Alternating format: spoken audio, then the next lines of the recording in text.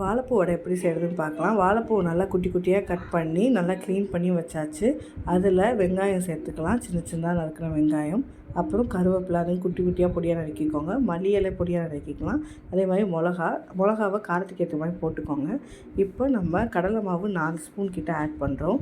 So அந்த 4 spoon add பண்ணதுக்கப்புறம் colour பொடி வேணும்னா ஆட் பண்ணிக்கலாம், ஆப்ஷனல் தான், இது கலருக்காக மட்டும்தான். இப்போது அரிசி மாவு 2லேருந்து 3 ஸ்பூன் கிட்ட ஆட் பண்ணுறோம்.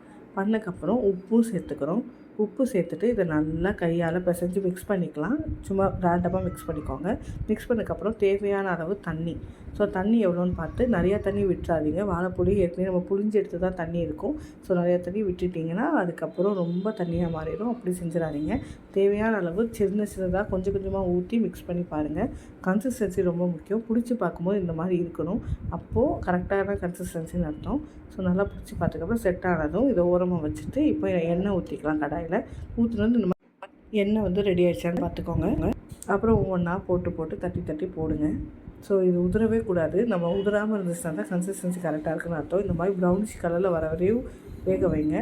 தீயை குறைஞ்ச அளவுக்கு வச்சுக்கோங்க. ஹை தீ வச்சிங்கன்னா உள்ளே வேகாது, வெளியே மட்டும் தான் கலர் மட்டும் கருகிடும். ஸோ நார்மல் தீ வச்சிங்கன்னா தான் இந்த மாதிரி கரெக்டான கன்சிஸ்டன்சி இருக்கும். இது உடனே வெந்துடும், ரொம்ப நேரம் ஆகாது. ஸோ எடுத்து ஒவ்வொன்றா இதே மாதிரி போட்டு எடுங்க. உதிராமல் இருக்கிறதுக்கு தான் நம்ம அந்த அரிசி மாவு சேர்க்குறோம், கிறிஸ்பியாகவும் இருக்கும், அதுக்காக தான். ஸோ தண்ணியோட அளவு ரொம்ப முக்கியம். இப்போ பாருங்கள், வடை ரெடி ஆகிடுச்சு. பிரித்து பார்த்திங்கன்னா இந்த மாதிரி இருக்கும். அவ்வளோதான். சேனல் சப்ஸ்கிரைப் பண்ணிடுங்க, லைக் பண்ணிடுங்க. டாட்டா.